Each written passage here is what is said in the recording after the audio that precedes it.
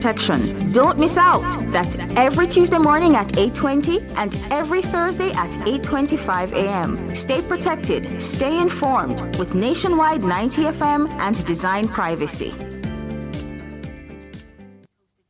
Every day, Jamaicans have something to say. In the group chats, on social media, in the streets, there's a place where it all comes together. The comment section. This is not a lecture. This is not a call-in show. This is the hottest topics of the day, filtered through real opinions, real WhatsApp messages, real voice notes, real reactions. You agree, disagree, sound off, text it, voice note it, debate it. Comments section, Monday to Friday from 7 to 7:30 p.m. only on Nationwide 90 FM, the new revolution in media. Buy more for less this summer, from cookware to curtains, comforters, and more. The time by H&L Rapid True Value is Nationwide time, 5 o'clock. Label Crafts Jamaica Limited offers exceptional finishes that will make your product extraordinary at an affordable cost. The temperature by Label Crafts Jamaica Limited, the #1 choice for label printing, is... It's 31 degrees Celsius in Kingston, 28 in Montego Bay.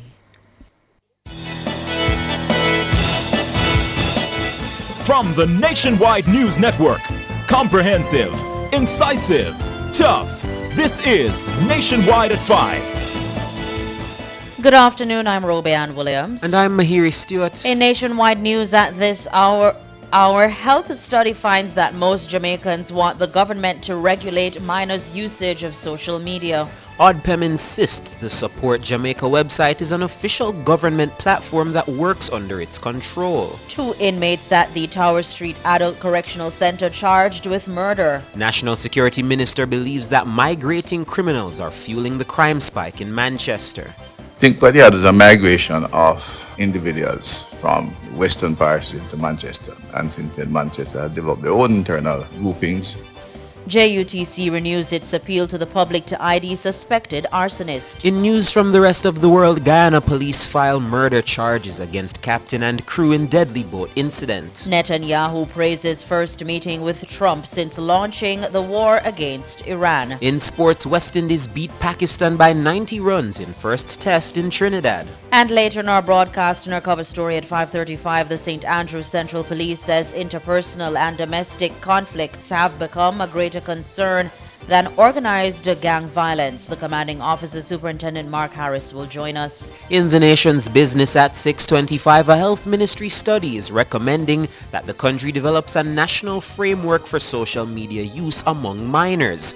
Health Minister Dr. Christopher Tufton and the principal investigator, Dr. Stephen Johnson, will tell us more about the recommendations. Taking you around the world at 6:45, a 7.1 earthquake in southwest Japan leaves several people trapped inside a shopping center. You'll hear more at 7. It's the comments section this evening. They're asking, what issue do you believe Parliament should be treating as its top priority? Give us your comments by logging on to our Facebook page, Nationwide News Network, and by tweeting us at Nationwide Radio, and message us on WhatsApp at 876-285-5693. You can also leave your comments on Instagram at Nationwide 90 FM. And at 8, it's Prescription for Life with Dr. Andre McDonald. All these and more as we take you home on air, Nationwide 90 FM, this Tuesday afternoon. It's Tuesday, July 28, 2026.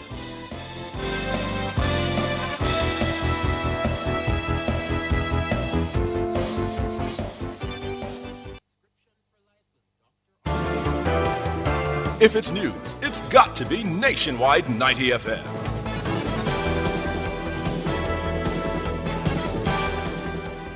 Now to the details. Over 90% of Jamaicans want to see the government regulate social media use for minors. That's according to a national study on the public perceptions of the regulations of social media use for minors in Jamaica. The findings of the study, conducted by the Ministry of Health, were revealed during a media briefing at the Courtyard by Marriott Hotel in New Kingston on Tuesday. Mahiri Stewart has that story. The study incorporated the feedback of a total of 1,027 respondents from all 14 parishes. It found that 90.2% of Jamaicans want the government to regulate how minors navigate social media sites. 84% of respondents also called on the government to implement a clear national framework policy surrounding social media use. This is something that Health Minister Dr. Christopher Tufton announced back in May was already in the works. However, the study also reveals that the public does not want the government to act alone. When asked who should lead on protecting minors online, 40.5% of respondents named parents and guardians, and 39.1% named shared responsibility across stakeholders. 12.7% of respondents chose the government. Among the recommendations of the survey are for the government to create local protection that is independent of foreign platforms and strengthen parent and guardian education about social media. Respondents also recommended establishing school-based digital literacy as a fundamental policy tool and using public education before enforcement.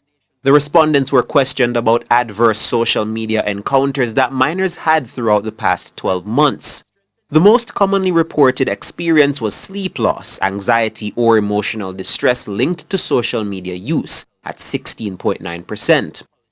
Exposure to violent or disturbing content followed closely at 16.8%, while exposure to sexual content stood at 16.5%.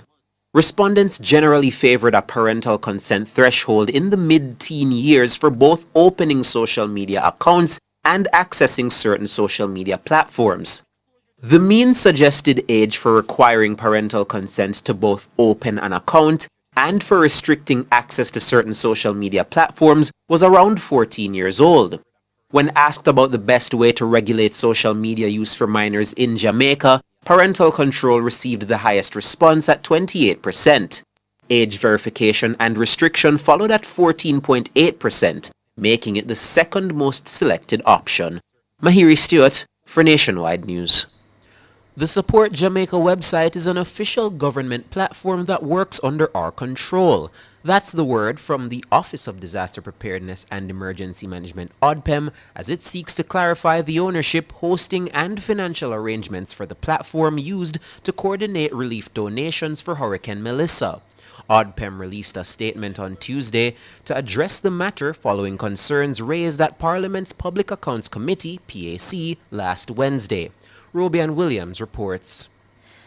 ODPEM's Director General Commander Alvin Gale told the chairman of PAC, Julian Robinson, last Wednesday that the Support Jamaica website remains in the hands of the private owners who built it and not the government. Just, if you can pause for a second, can you tell me who currently owns that website, the Support Jamaica website? I know it would have been created by a private developer on behalf of the government, but what's the current status of it? So the private developer still owns the website. The agreement is an SAS, and forgive me if I forgot the meaning of it, but primarily it is they develop the website and then offer us the service. So we have 1 year's free service to the port. Do we have a formal agreement with that? We do have a formal agreement in place. In the initial phases of it, for the rapid development and deployment of the website, yes, there wasn't the necessary agreement in place, but we had subsequently regained on that and calls for an agreement to be signed governing that website and its mechanisms. In its statement on Tuesday, ODPEM says AMBER provided the platform free of cost as a philanthropic contribution to national recovery and not as a paid contract following Hurricane Beryl in 2024. It says the original donation site was decommissioned after serving its purpose, but AMBER repurposed the technology to support the national response to Hurricane Melissa. The agency says AMBER has never received or managed any donations made through the website. It says all donations are processed through the government's designated financial institution and deposited directly into official government accounts. However, the disaster agency has acknowledged that it failed to complete the planned migration of government-controlled data from AMBER's hosting environment to government infrastructure. ODPEM says it accepts responsibility for the delay and has directed that the migration begin immediately while safeguarding the continuity of the platform. The agency also insists it remains the data controller and determines how donor and volunteer information is used, while AMBER functions only as the data processor responsible for hosting, software maintenance, and cybersecurity support. It says AMBER acts as the data processor under a legally binding data processing agreement. ODPEM states that Amber does not own the data. ODPEM further adds that the platform has not suffered any reported data breach or unauthorized disclosure of donor information. It maintains that security safeguards aligned with SOC2 Trust Services criteria are in place, although formal SOC2 certification was not required under the agreement. The agency says it's taking corrective action to strengthen governance, access management, data protection, and public reporting arrangements to improve accountability and public confidence. ODPEM notes that public scrutiny is essential to accountability, but says it must be grounded in verified facts. Robeanne Williams for Nationwide News. 2 inmates at the Tower Street Adult Correctional Center have been charged with the murder of a 60-year-old prisoner following an incident at the facility on Thursday, June 18. Charged are 22-year-old Carlton Thompson and 46-year-old Paul Williams. Reports indicate that at about 9 p.m., Thompson and Williams got into an altercation with the now deceased 60-year-old David Johnson. Johnson was reportedly attacked and assaulted by the duo. On Friday, June 19, Johnson, who received multiple injuries, was assisted to the hospital where he died while undergoing treatment.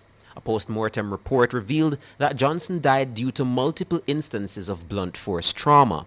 Subsequent investigations led to Thompson and Williams being charged. A court date is being finalized for the inmates. Minister of National Security and Peace Dr. Horace Chang believes criminals forced out of neighboring police divisions are behind the recent spike in crime in Manchester. Dr. Chang was speaking on Cliff Hughes Online on Tuesday. Manchester, I think what they had was a migration of individuals from the western parishes into Manchester. The Prime Minister referees to advance fee fraud, a challenge, and at one stage Manchester, which was a traditionally very peaceful parish, and it's still low numbers relatively speaking, but it has a pretty strong educational base, and a number of outsourcing activities we deal with went there, and because they were near to the qualified individuals to work in their centers. And what we see was that a number of individuals moved from West to Manchester, and since then Manchester has developed their own internal groupings. The Manchester Division is one of 6 divisions that have recorded an increase in homicides since the start of the year. According to the latest data from the Jamaica Constabulary Force, 23 murders have been reported in the parish up to July 25. That's 7 more than the 16 recorded during the corresponding period last year. The Manchester Police say several of the incidents are linked to lottery scamming. Minister Chang says illegal gambling activities are also contributing to the rise in murders in the division. Contraband, organizers of contraband activity were resident in the St. Elizabeth, Manchester area, and they're involved in other businesses. And today, beside advance fee fraud, and then you have the issue now of what we used to call in the world one-arm bandits, which is the gambling machines in the bars. And they carry cash, and of course, where there's cash, there tend to be some conflict, not only between the legitimate operators, but it's an easy target for criminals to look for. And there has been significant conflicts in the region about control of and management of the gambling machines. It's a number of things. The police recognize them, and what I can say to the public is that I'm satisfied that the security teams have identified the problem, have good intelligence, and are moving quite aggressively to deal with them. Dr. Horace Chang, Minister of National Security and Peace. Meanwhile, Minister Chang says domestic violence and interpersonal conflicts continue to threaten the recent reductions in murder. It's why he says the ministry and the JCF are expanding efforts to tackle the issue. We have some 20 police stations with domestic violence centers. We're increasing that, scaling that up. We are scaling up our intervention in vulnerable communities, and we're looking for the vulnerable families. But it is, as a police officer, a tougher call because it has to be a whole of government approach. The Ministry of Justice has its restorative justice program, excellent program led by the minister, but we have to get involved in the Ministry of Labor and Social Security. We have to get the Ministry of Health to get the Mental Health Act in a different state. We have to get the education and work with them in the schools that are challenged, from school resource officers, working with guidance counselors, the CPFSA as an institution, and a number of other ministries that are relevant to this. Dr. Horace Chang, Minister of National Security and Peace. Overall, 350 15 homicides have been recorded up to July 25. That's 80 fewer than the 395 recorded during the corresponding period of 2025. The figure also represents a decline of 20%. Still, in addition to the Manchester division, murder is also on the rise in St. Andrew Central, St. Elizabeth, Clarendon, St. James, and Kingston Eastern. Of all the divisions, St. James has recorded the highest number of murders up to July 25 with 40. That's 7 more than the 33 recorded during the corresponding period of 2025. You're listening to Nationwide News at 5. More news after these.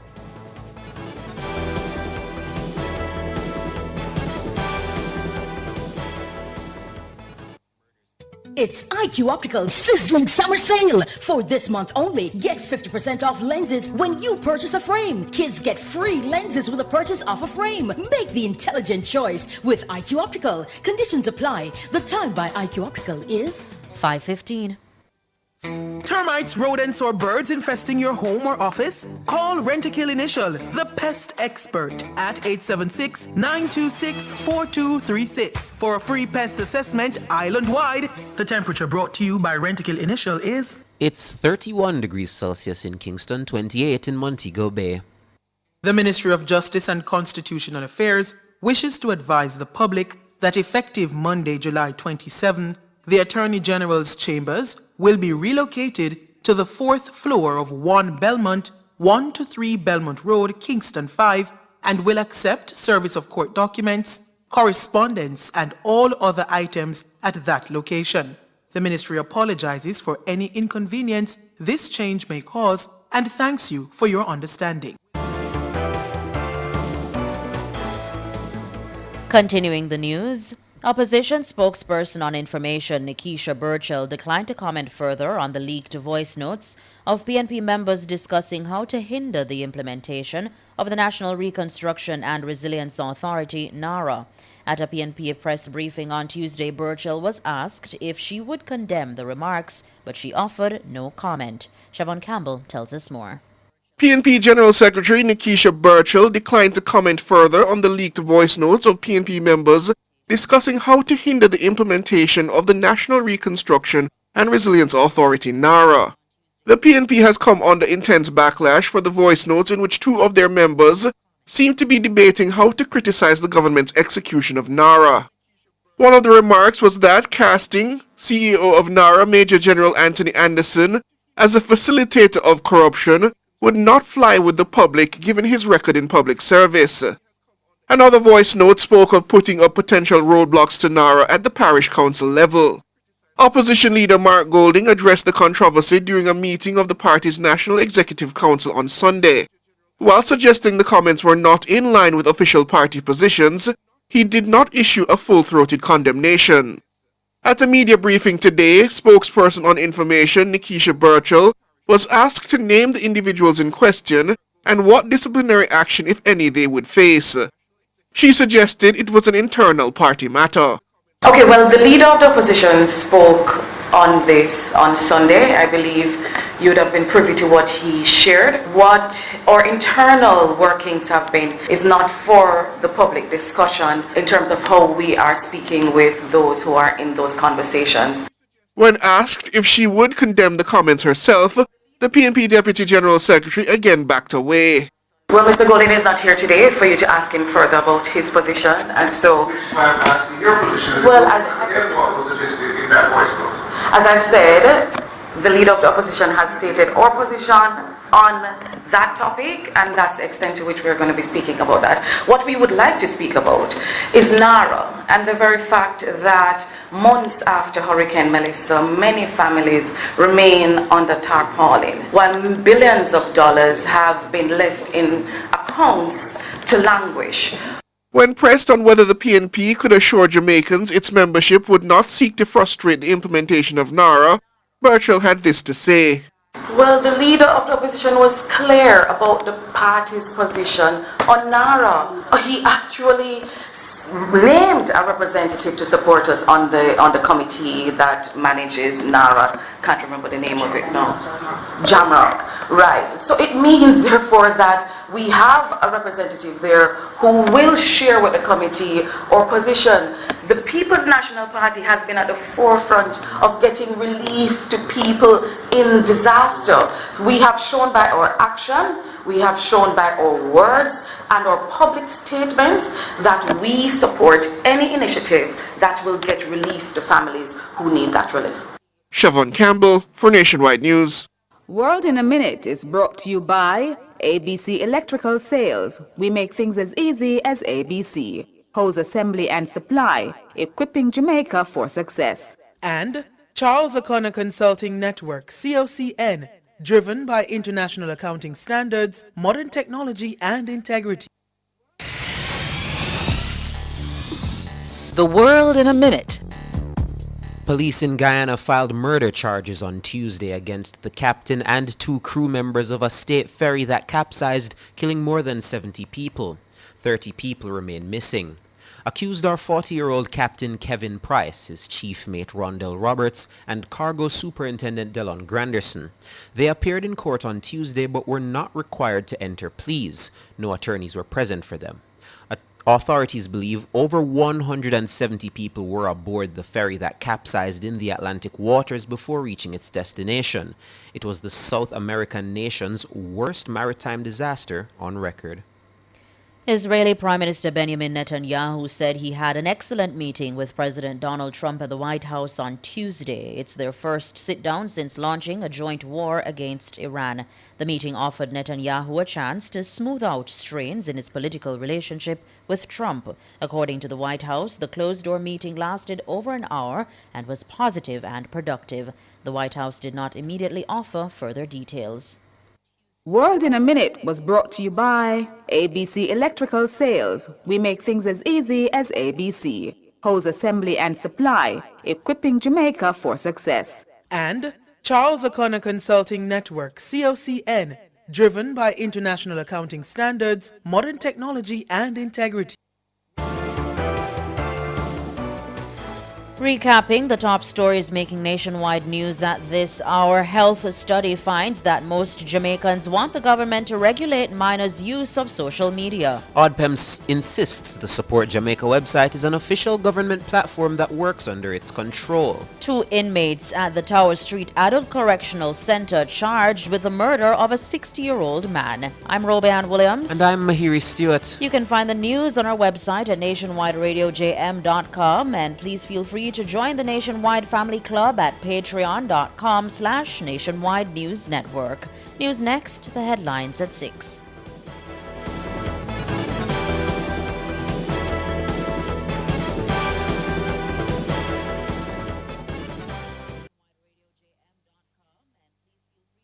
Looking for trusted and professional diagnostic imaging services? Then join us on Cliff Hughes Online this Thursday, July 30th from 10:30 a.m. to 1 p.m. as we bring you coverage of the official opening of Oasis Imaging Center's newest branch located at 65.5 Halfway Tree Road. Be part of this exciting milestone as Oasis Imaging Center expands its commitment to delivering quality healthcare and diagnostic services to more Jamaicans. Join us on Cliff Hughes Online from 10:30 a.m. to 1 p.m. this Thursday, July 30th at 65.5 Halfway Tree Road for highlights from the opening ceremony and learn more about these services available at this brand new location. Catch this and so much more on our YouTube channel, NNN Radio Live, and keep your dials locked to Nationwide 90 FM, the new revolution in media. Sports at 5 is brought to you by Total Tools. Total Tools, every tool, every trade. Hello, good afternoon, and welcome to Sports here on Nationwide 90 FM. I'm Wayne Walker. The West Indies beat Pakistan by 90 runs inside 4 days in the first cricket test at the Brian Lara Stadium in Trinidad on Tuesday. Set 211 runs to win. Pakistan were dismissed for 120 after the West Indies' pace attack ripped through their batting order. Captain Babar Azam stood firm with an unbeaten 58, while Mohamed Abbas ended with 23. Jaden Seals starred with the ball for West Indies. He claimed 5 for 20. Kemar Roach and all-rounder Justin Greaves provided excellent support with 2 wickets apiece. Earlier, West Indies, who resumed on 126 for 7, were bowled out for 181 in their second innings. Shama Josie top scored with 38, Tajnaran Chandapal made 35. Pakistan's Mohammad Abbas was a standout performer. With a ball, he bagged a 5 for 22. Quran Shahaz and Muhammad Ali chipped in with 2 wickets apiece. Final scores in the game: West Indies are 311 and 181. Pakistan 282 and 120. Captain of the West Indies team, Roshan Chase, says it was good to secure the win on the birthday of the late Sir Gary Sobers. Good feeling. Obviously, the first test match at Brian Lara Stadium, so to come and get a win here is very good for us. And also, the passing of the legend, the great Sir Garfield Sobers, coming and beating the Pakistanis in 4 days, especially on his birthday as well, is a good send-off for him as well. So it's a really good feeling. The second and final test match will be played at the Queen's Park Oval in Port of Spain, Trinidad, and it gets underway on August 2, that's Sunday coming. And talking about Sir Gary there, Ruston Chase, the Barbados and West Indies cricket icon will be buried on Wednesday following a state service of Thanksgiving at the world-famous Kensington Oval in Bridgetown, Barbados. The public service is scheduled to get going at 9 o'clock in the morning, Jamaica time, and the burial will be in a private ceremony at Coral Ridge in the Memorial Gardens in Christchurch. Prime Minister of Barbados, Mayor Amor Motley, will give a tribute on behalf of the nation, while Cricket West Indies President Dr. Kishore Shallow and West Indies batting icon Brian Lara will move tribute. Also in Barbados for the funeral are the Antiguan legends Sirs Curtly Ambrose and Vivian Richards, along with Barbados and West Indies legendary opener Desi Haynes, who will do the scripture reading. Senator Apka Fitzhenley is currently in Bridgetown, Barbados, to represent the government of Jamaica. On behalf of the government, of course, he's standing in for Sports Minister Olivia Grange, who is back here in Jamaica making final preparations for the 64th independence. And the Cricket West Indies is inviting members of the public to pay tribute to the late Sir Gary Sobers by signing a book of condolence at its headquarters in Antigua and Barbuda. The book of condolence will be available for signing daily from 10 to 2 right until July 31. Jamaica failed to add to its medal tally on day 6 at the Commonwealth Games in Glasgow, Scotland. Keem Blake and Rohan Watson, they failed to make it into the final of the men's 100 meters. They finished the 3rd and 6th in their respective semi-finals. Emmanuel Esime of Cameroon, he won gold in a national record 9.83 seconds. Jodine Williams ended 5th in the women's 100 final in 11.09 seconds. Janelle Smith, she made it to the final but did not start. And Zoe Hub of New Zealand ran a lifetime best 10.93 seconds to take gold. Lamara Diston just missed the podium in the women's high jump. She scaled 1 meter 87, finished 4th. Australia's Eleanor Patterson won with 1 meter 97. Well, that's 1 meter 93. In the pool, Sabrina Lynn finished 5th in the women's 50 meters breaststroke. She did 30.95 seconds. Jamaica's women beat England 21-20 in 3-on-3 basketball playing action. They are now through to the semifinals, where they play Australia on Wednesday. In the morning session, Jamaica enjoyed a strong showing in the 400 meters. Leah Anderson and Shanna Anderson are both through to the semifinals after impressive performances. Leah Anderson placed 3rd in her heat in 52.74 seconds, while Shanna finished 2nd in heat 3 in 52.71. The Jamaican men also impressed in the one-lap event. Delano Kennedy secured 2nd place in heat 2. He did 45.82 seconds. And Tony Watson, the former world champion, won heat 3 in 46.36. And Zandrian Barnes captured heat 4 in a season's best 45.13, all comfortably advancing. In the men's 800 meters, a national record holder, Nvaski Anderson, qualified for the next round after finishing 3rd in a minute 48.12. Jamaica currently 10th in the medal standings. Those 2 gold medals won on day 5. Mount Pleasant Academy are just 1 victory away from securing a place in the 2026 Caribbean Cup, CONCACAF Caribbean Cup that is, after defeating Weymouth Wales of Barbados by a goal to nil in the quarterfinals of the 2026 Caribbean Shield. The game was played at 12:30 on Tuesday afternoon at the Larry Gomes Stadium in Trinidad. The forward, Johnson Judy of Haiti, scored the winner for Mount Pleasant on minute 66. Now, this should be a goal. It's no, Baino, or rather again, Primus to the rescue, but he can't do it this time. And eventually there is a goal in the 66th minute of this encounter. And that's the number 10, Jason Judy, breaks the deadlock for Mount Pleasant. Yes, Johnson Judy, not Jason. Now, the narrow but crucial victory sent Mount Pleasant Academy into the semifinals, where they'll await the winner of the other quarterfinal game between Slingers of Guyana and SV Robin Hood of Suriname. Last time we checked, Slingers were leading this game by 1-0. They were approaching halftime. So Mount Pleasant will play either Slingers or Robin Hood on Sunday in the final. Should they secure the semi-final victory, they would join fellow Jamaican clubs Cavalier and Portmore United, the beaten finalists in the Premier League final a couple of months ago. And of course, they will be further strengthening Jamaica's representation on the Caribbean football stage. And that will do it for sport. We're going to be back though with much more in our major sportscast at 6:05. Aldrich Swiby will be back to do that for you.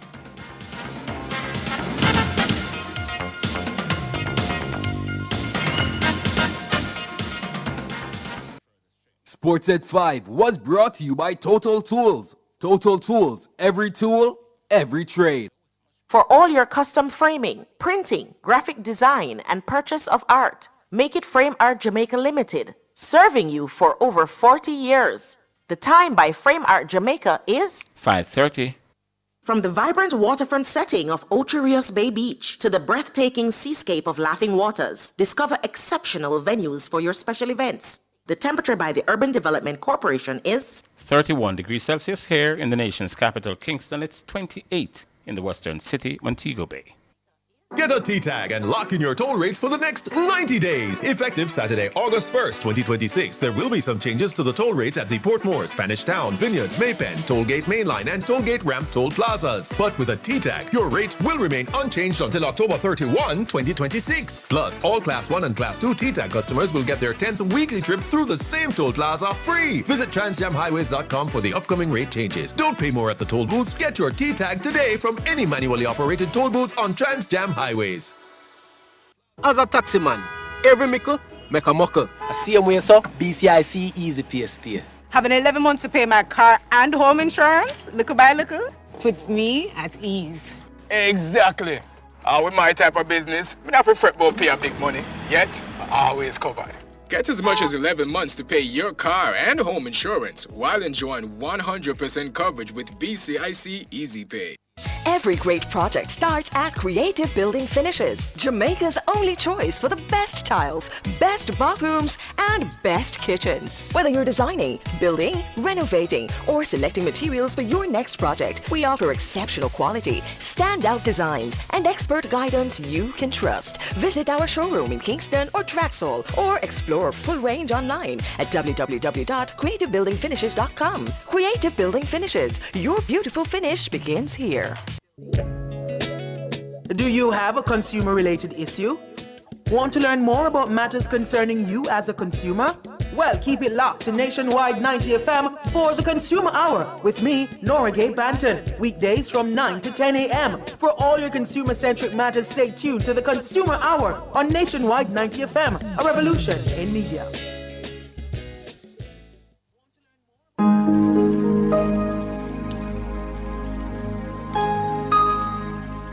Hi there. Here's some good news for these trying times. Quote, "By God's word, I can see where I'm going. They throw a beam of light on my dark path." Unquote. Psalm 119, verse 105. Listen for God's word weekdays at 5:45 a.m. and 12:55 p.m. through Oasis. Stop by for a refreshing drink and share a God perspective for the day. Oasis. Weekdays 5:45 a.m. and 12:55 p.m. right here on Nationwide, a revolution in media. The rebroadcast of The Oasis can be heard weekdays at 5:45 a.m.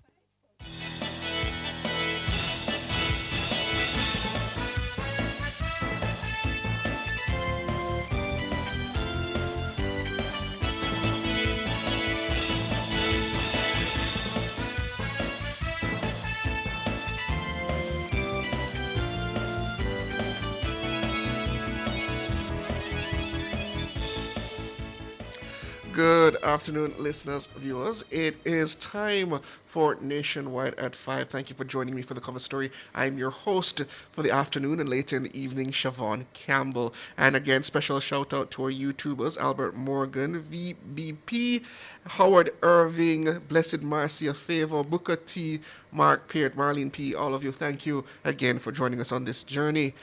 We turn to matters of crime because there is a changing crime landscape in the parish, the division of St. Andrew Central, where the police are reporting that there are now fewer gang-related conflicts.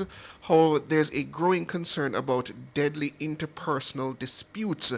According to the division's commanding officer, Superintendent Mark Harris, St. Andrew Central recorded the largest reduction in murders across the country. They even went a full month without a murder this past February.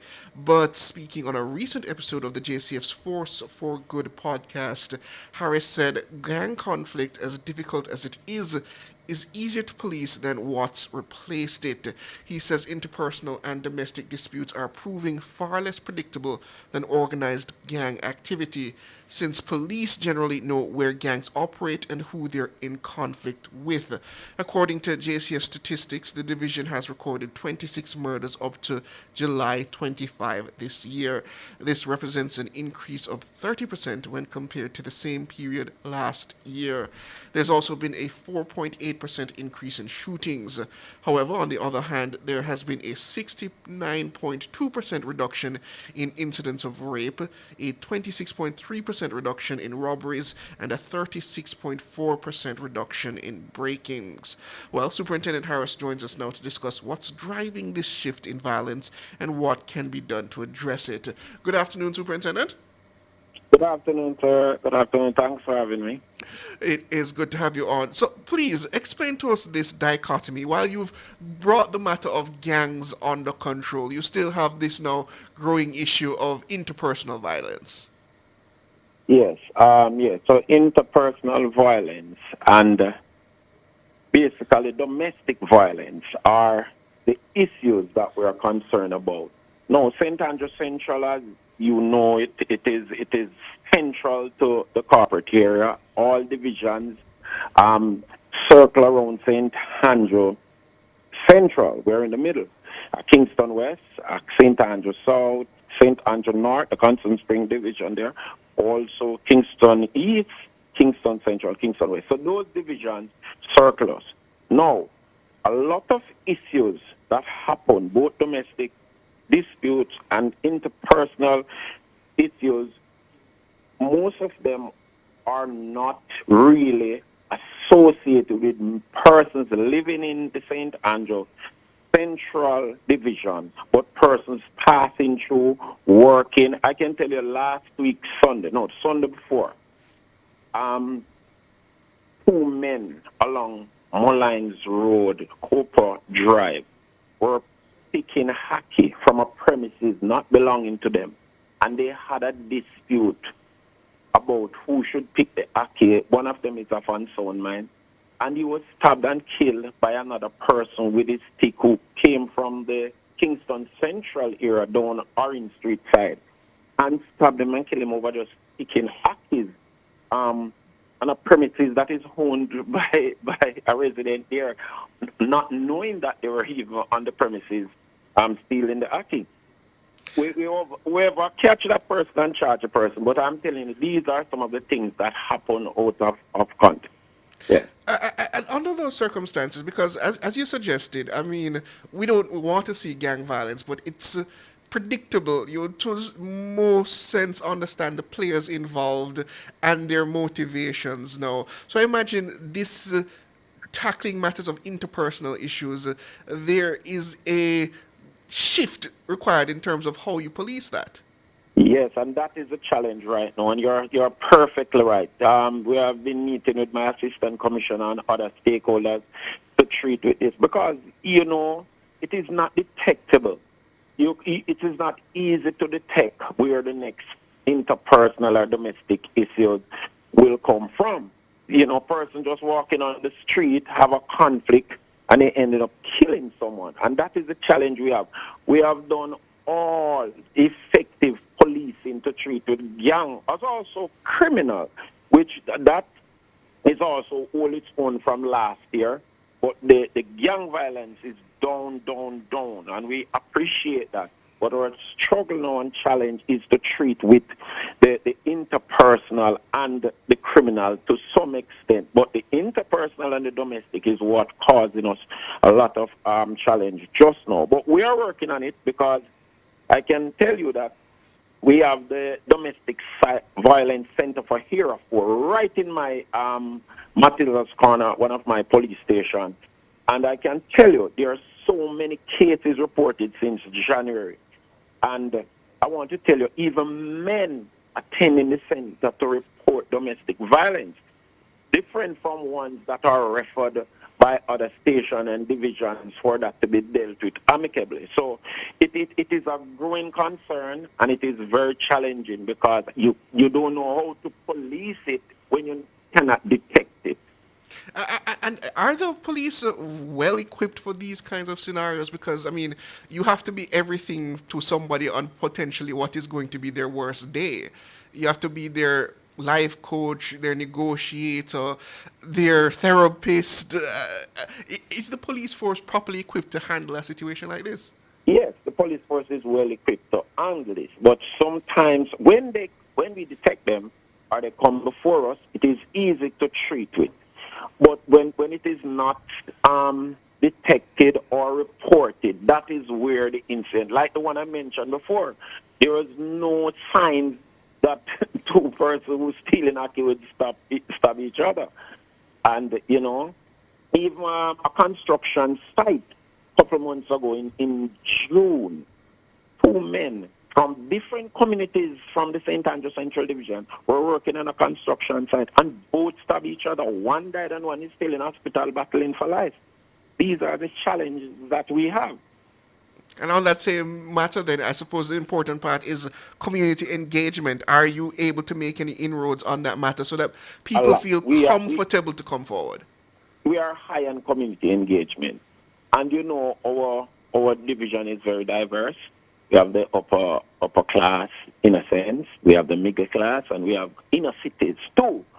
However, you understand how an inner city run in reporting these things, and you see the viral videos and persons. They are confrontational and they stand their ground. Instead of to walk away from a conflict, they would stand their ground. And persons there who can assist or help would want to use their phone to really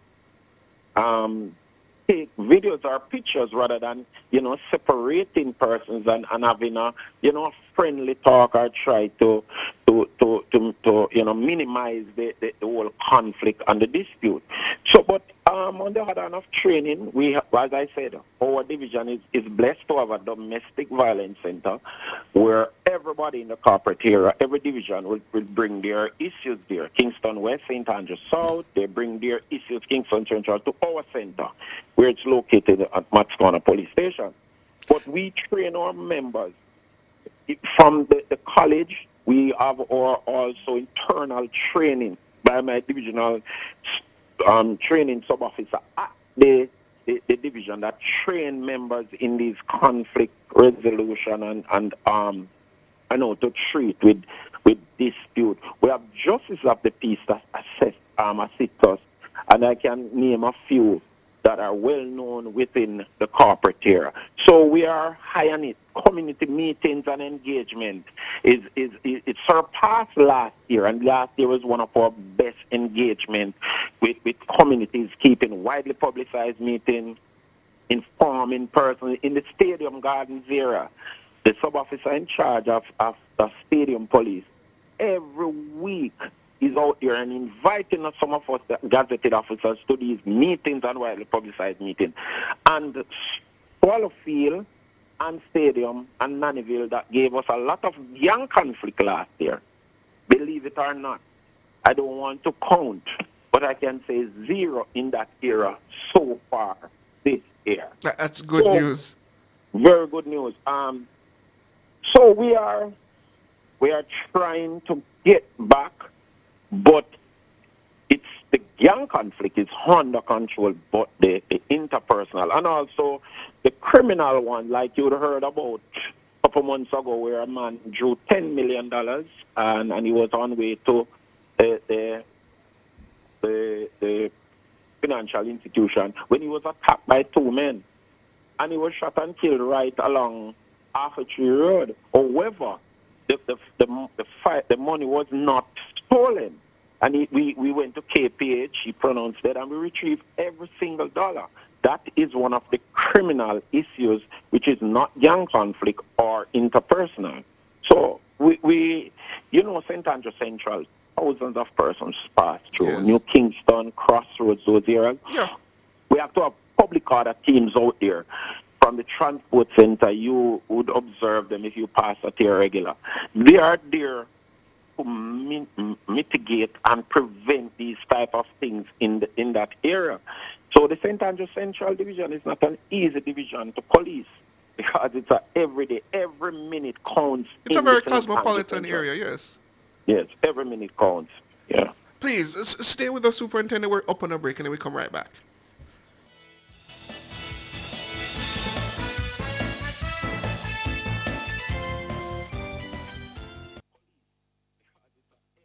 Visit Marshall's Pharmacy, Greater Portmore, for all your prescription needs, gifts, personal care, household, and stationery items. The temperature by Marshall's Pharmacy, Greater Portmore is... It's 30 degrees Celsius here in the capital city, Kingston, and it's 28 out west in Montego Bay. For all your electrical needs, visit ABC Electrical Sales. They stock a wide variety of electrical supplies, including plugs, switches, panel boards, and conduits, plus energy-saving fixtures. ABC Electrical Sales stocks brands like GE, Siemens, Philips, Cutler Hammer, and Allen Bradley. They also offer free island-wide delivery just to suit your needs. Visit them at Shop 8, Hagley Park Plaza, Kingston 10, or call 876-754-3714-5 or 876-754-3825-8. ABC Electrical Sales, for a better choice in the electrical business. Tap up online instead. I beg you tap up online instead. Don't bother hold up the lane and waste people time. Beg you tap up online instead. Download the My T-Tag app and have fun to your T-Tag. Anytime, anywhere, any amount I can spare. Just tap up online instead. Tell us work hard for you. Nobody give them more work for you. Don't hold up them time. Just tap up online. Beg you tap up online instead. Get 10 trip in the tag lane free. That's why you have money for dash way. No join the manual line. Tap up online. Beg you tap up online instead. If the mighty tag up it a hurt up your head. Tap up with WhatsApp instead. Send a one text 355-3336. Beg you tap up.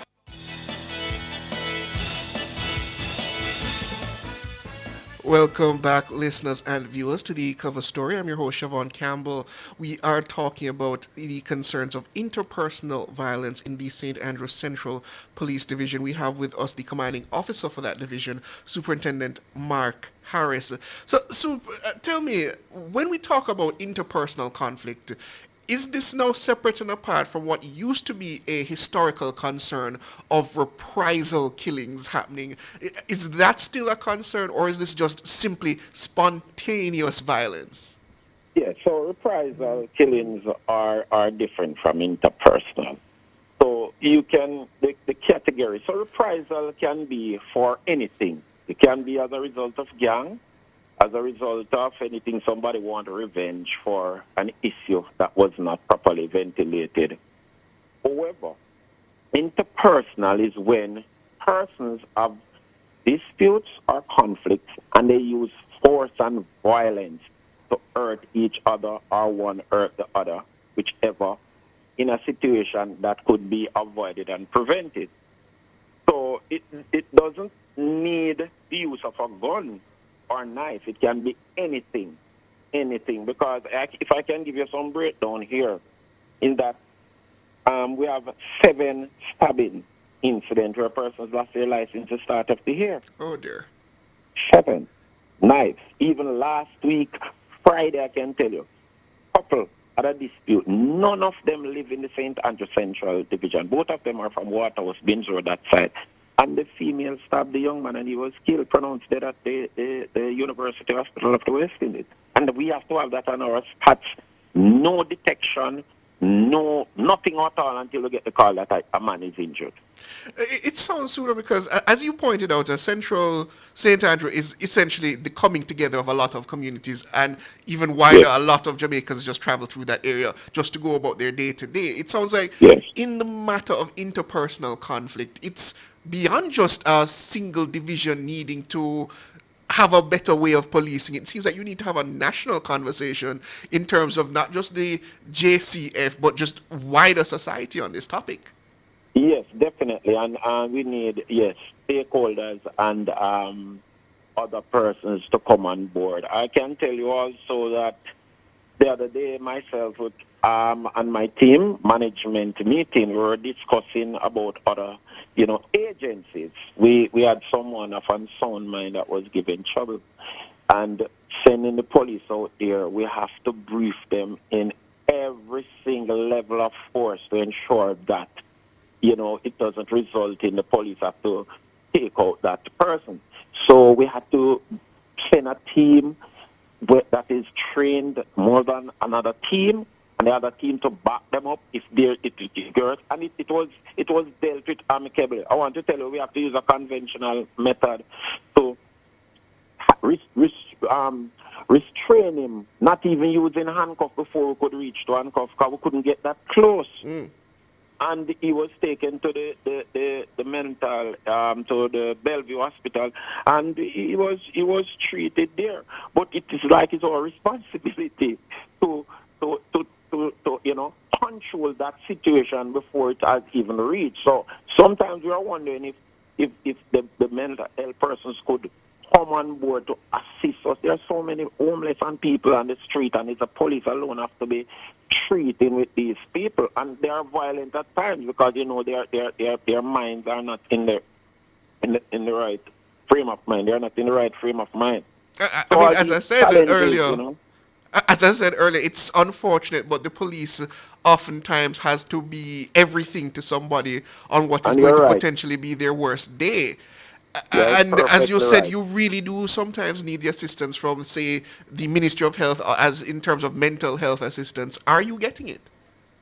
Well, as I said, we get it when we request it. It's not that it's proactive. It is done when we refer or take people to the institutions. But, as I'm saying, they can detect some of these persons, where they are located. The help can come more rather than we have to, when they get out of control, we have to take them to the institution. So at times we make calls and they may come, but I want to tell you that I think more can be done, and we still have to be the number one person there to get things under control until they can put their training in place. Because I can tell you, a man of unsound mind is only the police. Everybody is afraid of those persons. It's just the police sometimes have to use. And we are trained to understand them, speak with them, wait. It's a patient thing sometimes, and sometimes we have to know how to treat it because they're still violent and hurt persons in and around the vicinity when we are engaging them too. So that is a challenge. But as I said, we have to do every single thing as a police. Policing is challenging. I just want to say it is very challenging. Understood. And I suppose that's the curse of being the first on the ground when it comes to these matters. But tell me, Superintendent, is there a demographic that is specifically contributing to this concern in terms of, say, age, gender, that you could potentially narrow your interventions to? Or is it really just that it is so sporadic and so random that you can never tell what the individual's demographic makeup is going to be in terms of them engaging in some interpersonal conflict? Yes. There is not a definite age group or gender.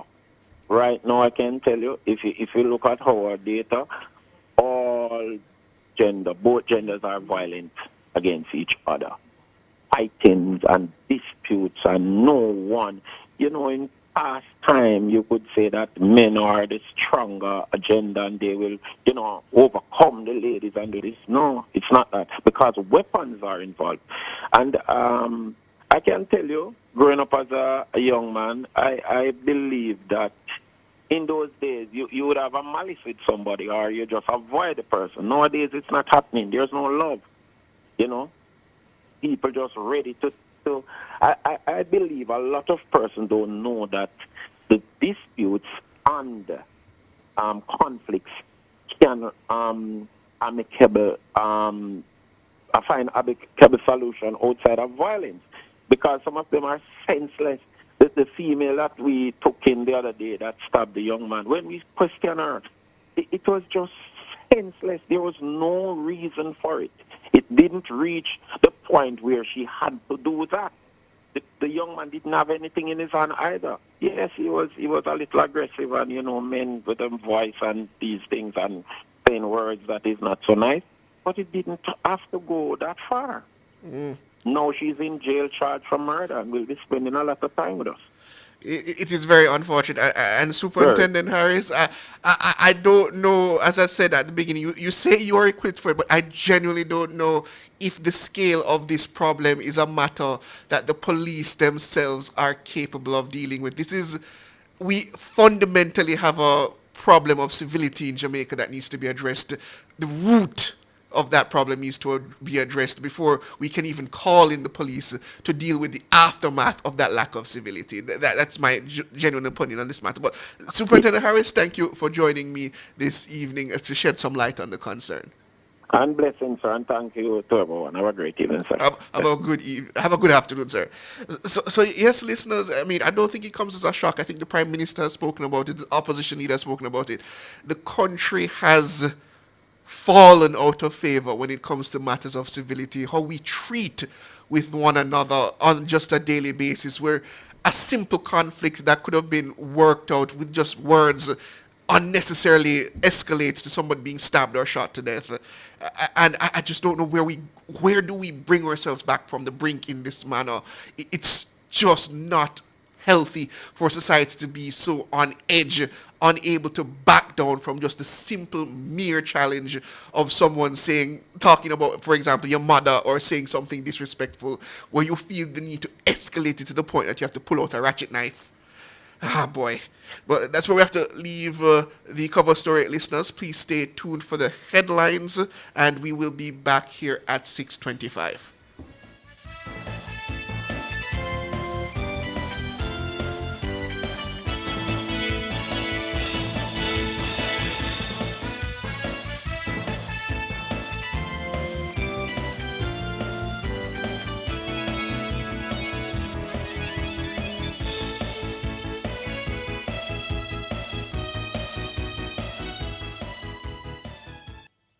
For trusted and professional diagnostic imaging services, then join us on Cliff Hughes Online this Thursday, July 30th from 10:30 a.m. to 1 p.m. as we bring you coverage of the official opening of Oasis Imaging Center's newest branch, located at 65.5 Halfway Tree Road. Be part of this exciting milestone as Oasis Imaging Center expands its commitment to delivering quality healthcare and diagnostic services to more Jamaicans. Join us on Cliff Hughes Online from 10:30 a.m. to 1 p.m. this Thursday, July 30th at 65.5 Halfway Tree Road for highlights from the opening ceremony and learn more about these services available at this brand new location. Catch this and so much more on our YouTube channel, NNN Radio Live, and keep your dials locked to Nationwide 90 FM, the new revolution in media.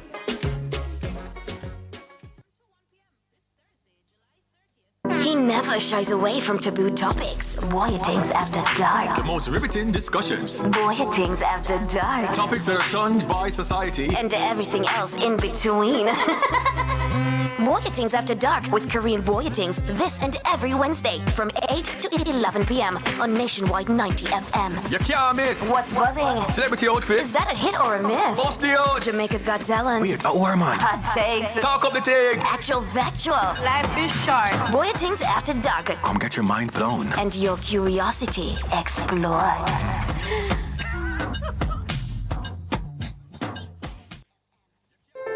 As we grow older, there are many challenges that we have to confront, but these years can represent the best in our lives. Coming of Age during Nationwide This Morning on Thursdays explores issues persons 50 and over confront. It also provides expert opinions on how we can improve the quality of our lives as we get older. That's Coming of Age, this and every Thursday during Nationwide This Morning at 6:51 a.m. Turn up the heat with Hot Listing, Nationwide 90 FM's new on-air and online classifieds feature. If you have a car for sale, room for rent, or yard sale come up. If you look at work or need stuff. If you provide a service, make it a Hot Listing, Nationwide 90 FM's new on-air and online classified segment. Your listing plays again and again. From morning till evening. You sing it, we play it. You say it once, Jamaica hears it all day, every hour. Contact our sales team now at 876-630-1210 or sales at nationwidenewsnetwork.com. Hot Listings on Nationwide 90 FM, a new revolution in media.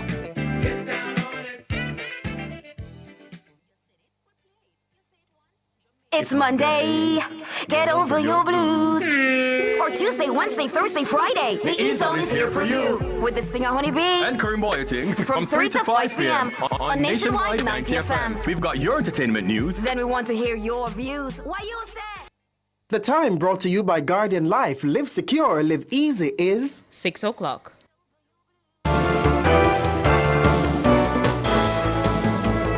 Nationwide headlines at 6.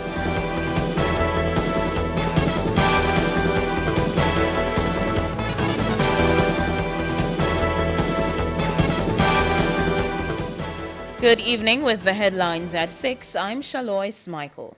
Over 90% of Jamaicans want to see the government regulate social media use for minors. That's according to a national study on social media use and the protection of children in Jamaica. The findings of the study, conducted by the Ministry of Health, were revealed during a media briefing at the Courtyard by Marriott Hotel in New Kingston on Tuesday. The study incorporated the feedback of 1,027 respondents from all parishes. 84% of respondents also called on the government to implement a clear national framework policy surrounding social media use. Minister of National Security and Peace, Dr. Horace Chang, believes the criminals forced out of neighboring police divisions are behind the recent spike in crime in Manchester. Dr. Chang was speaking on Cliff Hughes Online on Tuesday.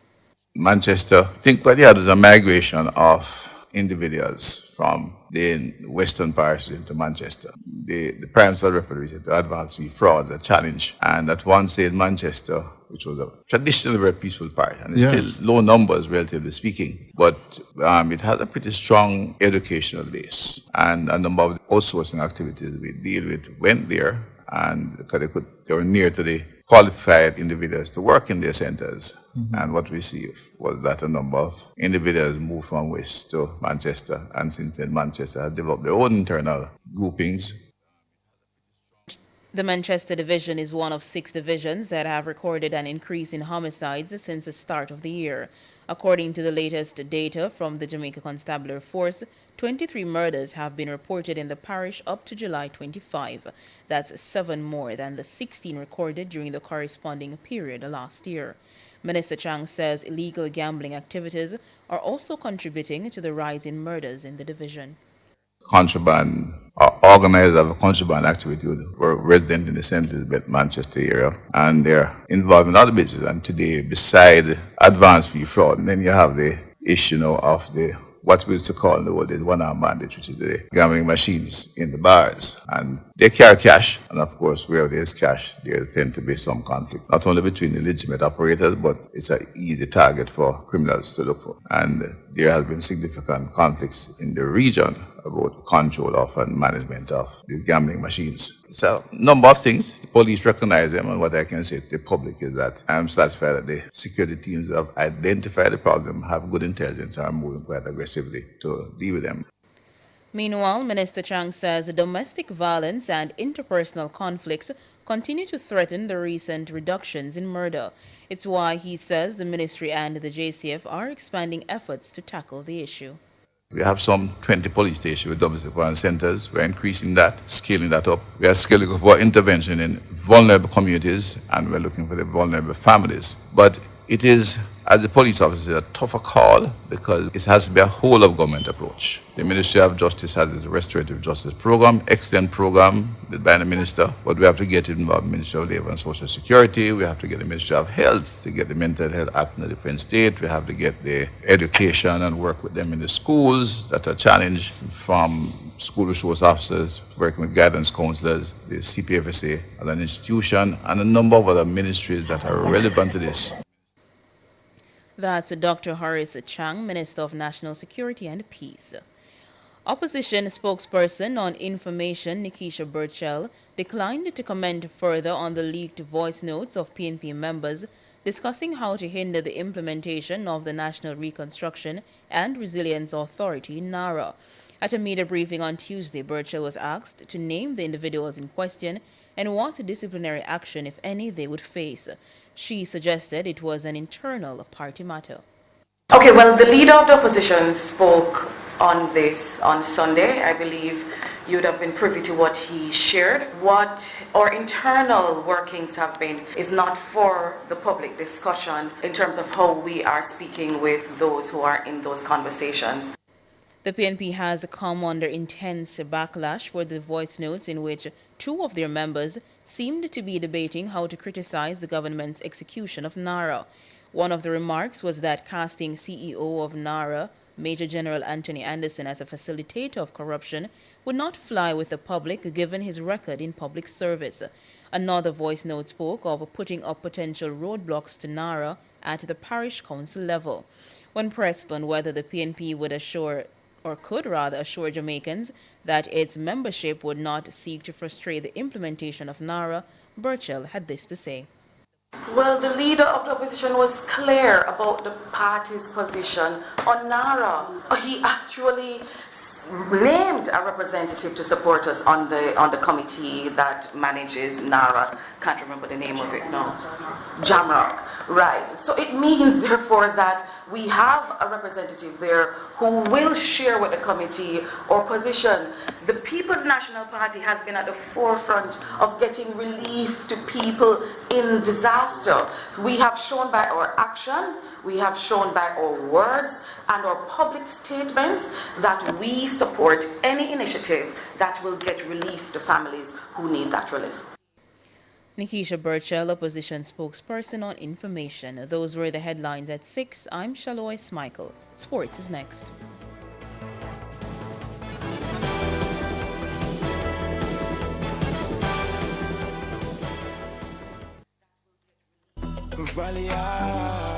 We a big deal when we touch ground. Yeah, I can't see when we're pulling up. Anything for the taste what we love. Barbecue, spicy and original, flavorful, crispy, irresistible. 3-piece with the fries and a Pepsi. Go get your one big deal, stop stress me. All when we dip on the toilet, no left feet. Anything for the taste of a juicy, crunchy, irresistible KFC big deal. 3 pieces of delicious chicken, fries and Pepsi. KFC, it's finger licking good. We proudly express gratitude to the staff and caregivers of the Ebenezer Rehabilitation Center for their unwavering care for our mentally challenged men. Keep up the awesome work. This message was produced by Spotlight Communication and endorsed by the Manchester Chamber of Commerce, who invites you to their Wine and Cheese Evening of Elegance, July 30, at the Tropic View Hotel at 6 p.m. The Emmanuel Missionary Church Men's Fellowship, the National Self-Serve Wholesale, the Mandeville Baptist Church, and the Kiwanis Club of Kingston. If you've ever called in, shared your story, or got help on this show, then you're already family. Now make it official. Join the nationwide 90 FM Family Club today on Patreon.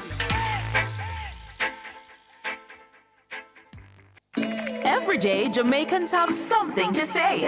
In the group chats, on social media, in the streets, there's a place where it all comes together. The comment section. This is not a lecture. This is not a call-in show. This is the hottest topics of the day, filtered through real opinions, real WhatsApp messages, real voice notes, real reactions. You agree, disagree, sound off, text it, voice note it, debate it. Comments section, Monday to Friday from 7 to 7:30 p.m. only on Nationwide 90 FM, the new revolution in media.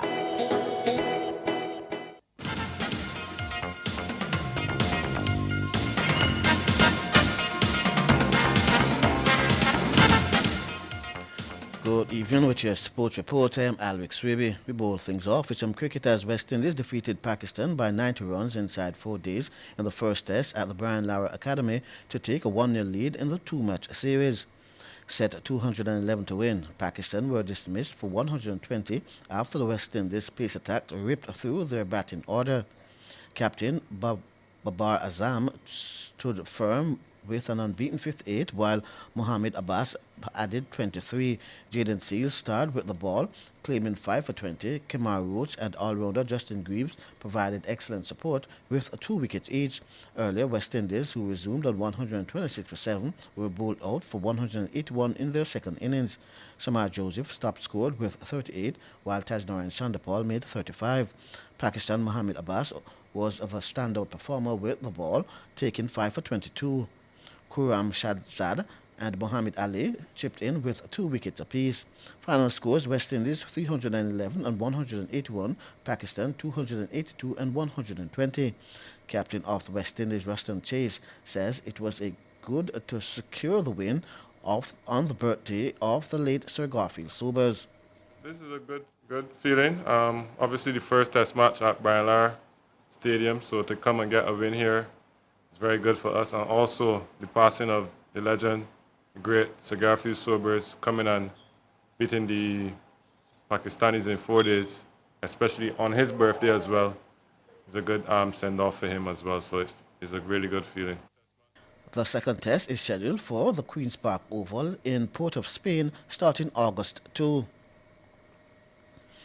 And Barbados and West Indies cricket great icon Sir Garfield Sobers will be buried on Wednesday following a state service of Thanksgiving at the world-famous Kensington Oval in Bridgestone, Barbados. The public service is scheduled to get underway at 9 a.m. Jamaica time, and burial will be in a private ceremony at Coral Ridge Memorial Gardens in Christchurch.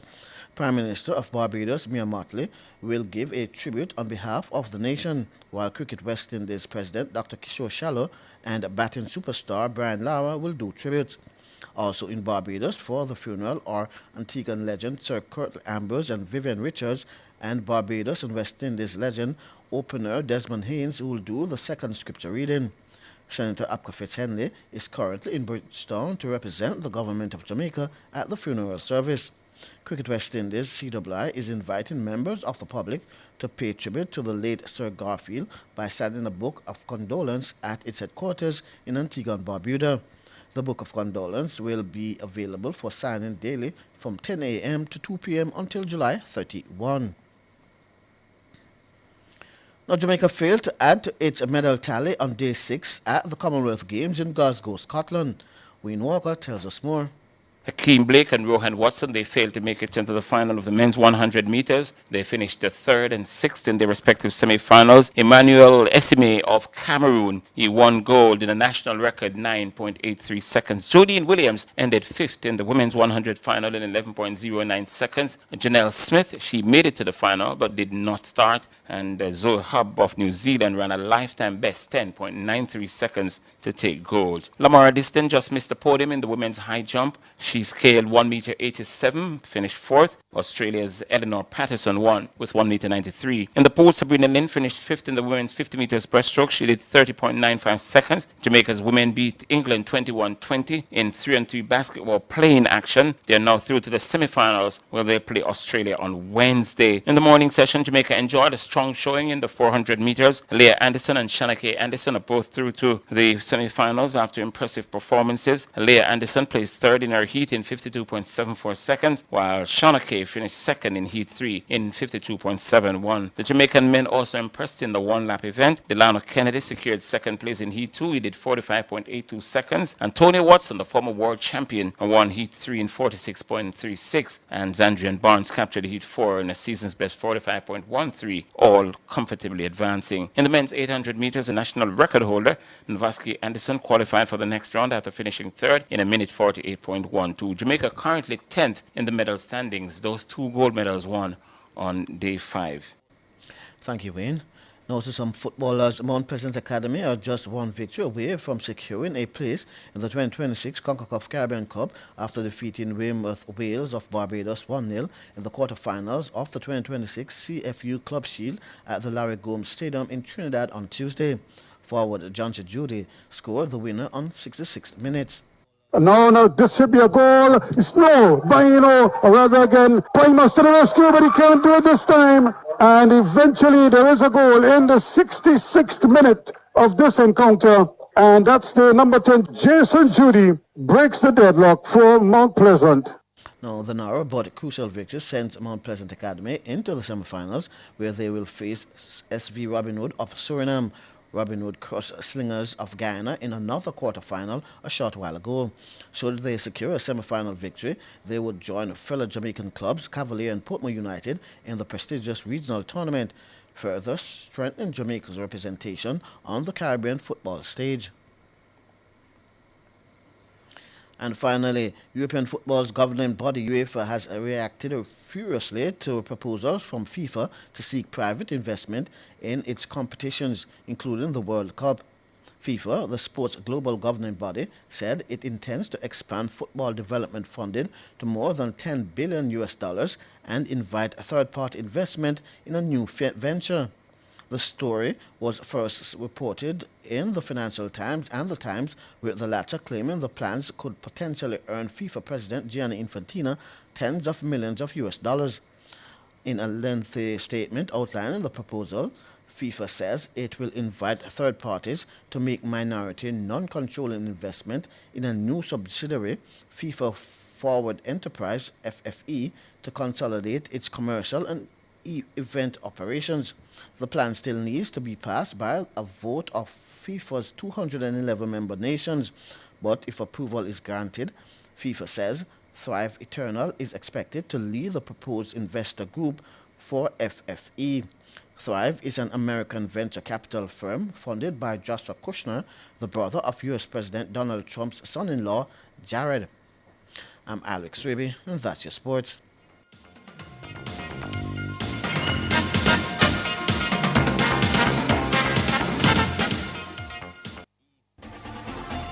For all your electrical needs, visit ABC Electrical Sales. They stock a wide variety of electrical supplies, including plugs, switches, panel boards, and conduits, plus energy-saving fixtures.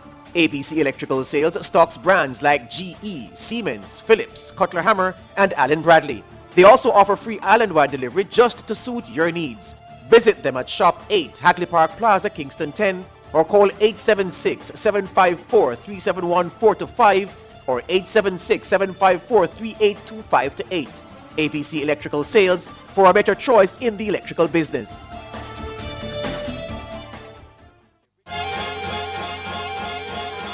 If you love the vibes, the laughs, and the real talk, then you're one of us.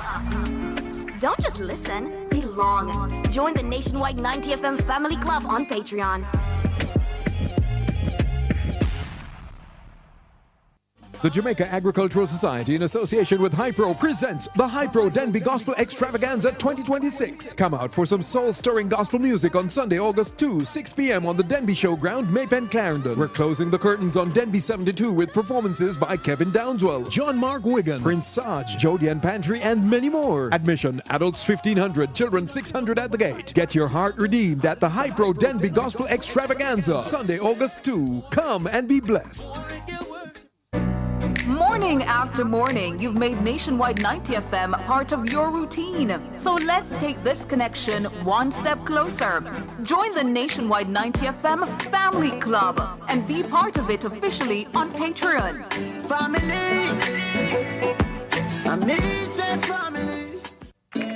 Every day, Jamaicans have something to say.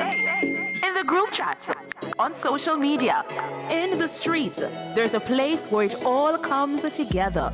The comment section. This is not a lecture. This is not a call-in show. This is the hottest topics of the day, filtered through real opinions, real WhatsApp messages, real voice notes, real reactions. You agree, disagree, sound off, text it, voice note it, debate it. Comments section, Monday to Friday from 7 to 7:30 p.m. only on Nationwide 90 FM, the new revolution in media. Looking for trusted and professional diagnostic imaging services? Then join us on Cliff Hughes Online this Thursday, July 30th from 10:30 a.m. to 1 p.m. as we bring you coverage of the official opening of Oasis Imaging Center's newest branch located at 65.5 Halfway Tree Road. Be part of this exciting milestone as Oasis Imaging Center expands its commitment to delivering quality healthcare and diagnostic services to more Jamaicans. Join us on Cliff Hughes Online from 10:30 a.m. to 1 p.m. this Thursday, July 30th at 65.5 Halfway Tree Road for highlights from the opening ceremony and learn more about these services available at this brand new location. Catch this and so much more on our YouTube channel, NNN Radio Live, and keep your dials locked to Nationwide 90 FM, the new revolution in media.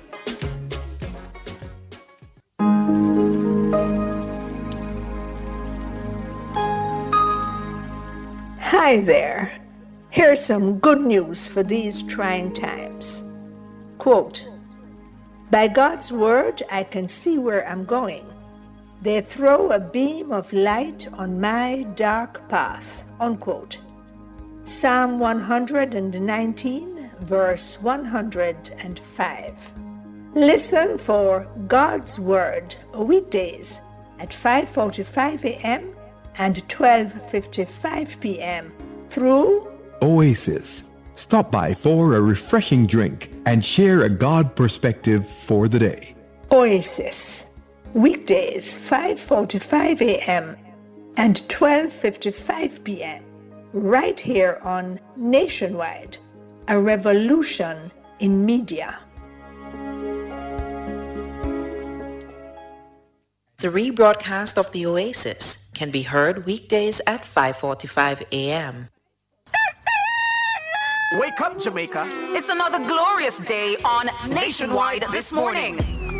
From your 6 a.m. alarm to the news at 6. Coming up in the news at 6 to me telling you what's on my mind. To more news at 7 a.m. Coming up in the news at 7. And then the biggest issues dissected, interrogated and discussed on the front page. Nationwide this morning fires you up and sets you right for the remainder of the day. And there's much more until 9 a.m. Want to know which roads to avoid on your morning commute? Sign up for Street Smarts too with Ludlow McLean. Listen to Street Smart. Want to hear more about things happening at the community level outside the bustling corporate area? Listen to Across Jamaica. George, it's someone's birthday. Happy birthday, yeah, my friend. And that someone will hear a special greeting every morning via the Birthday Club. Nationwide this morning on the revolution in media. It's coffee, tea, and everything else. For those who want an energetic, rip-roaring start to their day. The Nation's Business is brought to you by the Jamaica International Financial Services Authority, promoting transparency, trust, and sustainable investment growth.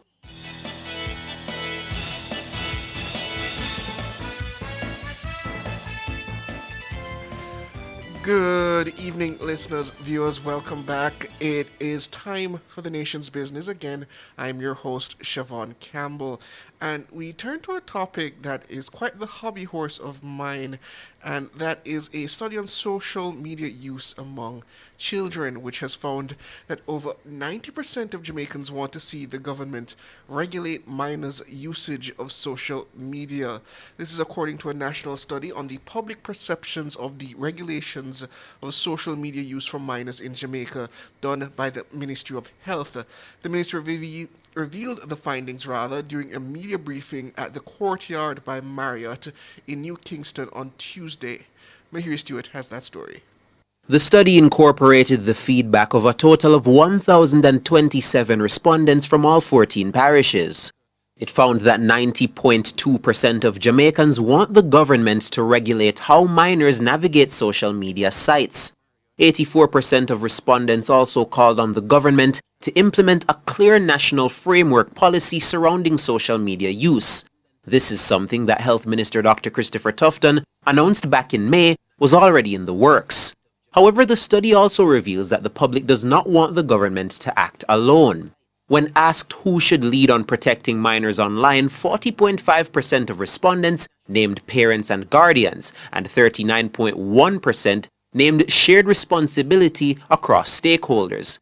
12.7% of respondents chose the government. Among the recommendations of the survey are for the government to create local protection that is independent of foreign platforms and strengthen parent and guardian education about social media. Respondents also recommended establishing school-based digital literacy as a fundamental policy tool and using public education before enforcement. The respondents were questioned about adverse social media encounters that minors had throughout the past 12 months. The most commonly reported experience was sleep loss, anxiety, or emotional distress linked to social media use at 16.9%. Exposure to violent or disturbing content followed closely at 16.8%, while exposure to sexual content stood at 16.5%. Respondents generally favored a parental consent threshold in the mid-teen years for both opening social media accounts and accessing certain social media platforms. The mean suggested age for requiring parental consent to both open an account and for restricting access to certain social media platforms was around 14 years old. When asked about the best way to regulate social media use for minors in Jamaica, parental control received the highest response at 28%. Age verification and restriction followed at 14.8%, making it the second most selected option. Mahiri Stewart for Nationwide News. Thank you, Mahiri. Well, joining us to discuss further is the Minister of Health and Wellness himself, Dr. Christopher Tufton, and the Principal Investigator, Dr. Stephen Johnson. Good evening, gentlemen. Hi, good evening to you, to your listeners. Good evening, sir. Good evening to your listeners. Good evening. Good evening to you both. Starting with you, Dr. Tufton, the findings of that national poll there done by you, 90% of Jamaicans calling for the government to step in terms of regulating the social media spaces. Did you see that coming? Actually, no. I didn't know the number would have been so high. I know that persons are concerned, have been concerned, and certainly in public health we see examples around mental health turning up in the health centers. We had Dr. Shetty, who is a mental health expert in the adolescent age cohort, and he presented today to say that he has had many of those experiences he has had to deal with. So anecdotally, and we've seen the evidence of it, it's kind of a silent concern that this study has given an opportunity for persons to address, and it's a very rigorous study. So we accept the conclusions, and it tells us that something has to be done. Now, what is to be done is for a further conversation. It's important that the study is just to gauge perception without any commitments up to this point.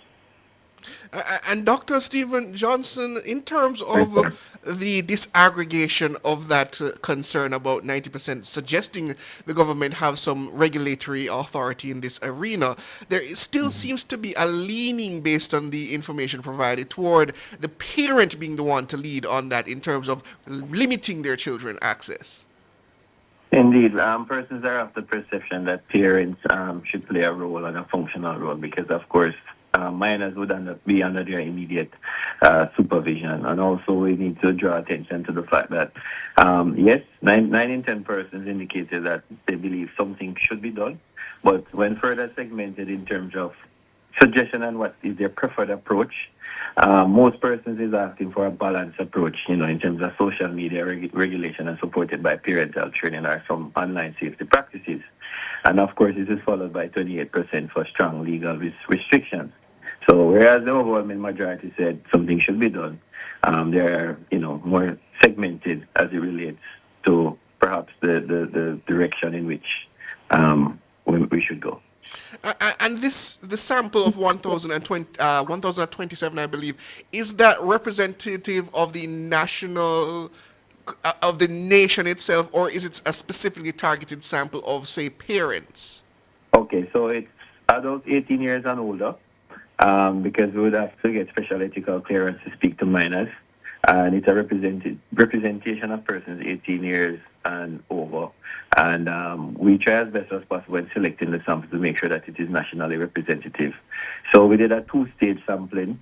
At stage one, we randomly selected communities that we call enumeration districts. And when we go inside those districts, we would further segment the selection of respondents using what we call stratification based on their age proportion, education proportion, and gender proportion within the sample. And in terms of selecting the different proportions per parish, this would have been done or be guided by the principle of population proportionate to size. So to make sure that we don't overrepresent an area that has less numbers. And Dr. Tufton, it suggested that this, while this was a survey to guide the conversation, there is some work on this front taking place silently behind the scenes by the government in terms of not necessarily putting in a regulatory framework for social media, but just to look at how social media itself impacts particularly the young lives of Jamaicans. At this point, where are we in bringing that from just this green shoot of a conversation into actual regulations in the space? Well, the government has long been, of course, an advocate of digital literacy and access to technology, free Wi-Fi and all that. So it's important to note that this is not intended to restrict that. The Office of the Prime Minister, the Honourable Prime Minister has appointed Dr. Andrew Wheatley to head up a team, a task force, working group, if you will, that would see a cross-section of entities, which would include education. We have nominated two from health to look at the ill effects or potential ill effects of that digital society. And it would range from anything from fraud to cyber attacks through to what we have focused on. Now, we are focused on social media because we think it's a public health concern and a serious public health concern. So we are bringing to the table of that conversation, which is already happening and will intensify, public education in the first instance, which is what the study is intended to do, so that people can be more aware that this can be an addiction. And with all the advantages, there can be severe disadvantages, particularly for minors, but not exclusively for them. So we can all be concerned. And then hopefully engaging in a dialogue that will look at best practices, look at evolving practices, and take the necessary action. So this study looked at what other countries are doing, made some general recommendations, but this is more for adding some meat to the debate and the discussion, which we're hoping to take across the country as part of the social determinants of health, which was a theme of my sectorial in May of this year. We're up on a break. Gentlemen, please stay with me. I want to come back and talk about the findings in terms of the health impact that social media is having.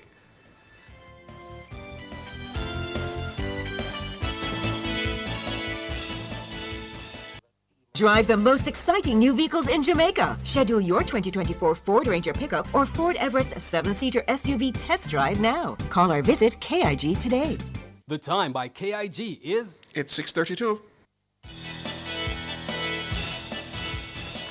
Welcome back, listeners and viewers. We are talking about the social media use by the young children. A study on social media use among children in our society has suggested that 90% of Jamaicans want to see the government regulate their usage in some way, although that still is disaggregated to suggest that the majority want that regulation to be essentially put in the parents first, as in the parents to have the options as to how they should regulate the usage by their children.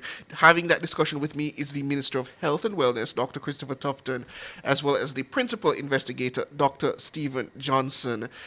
And looking at some of the potential impacts that social media has on children, Dr. Johnson, is disturbed sleep, emotional distress, sexual content.